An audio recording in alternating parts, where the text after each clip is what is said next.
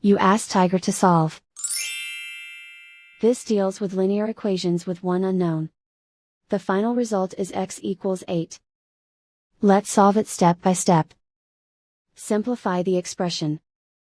Group like terms. Simplify the arithmetic. Group all constants on the right side of the equation.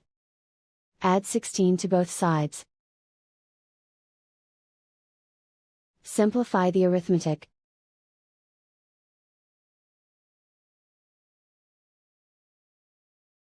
Isolate the x. Divide both sides by 2.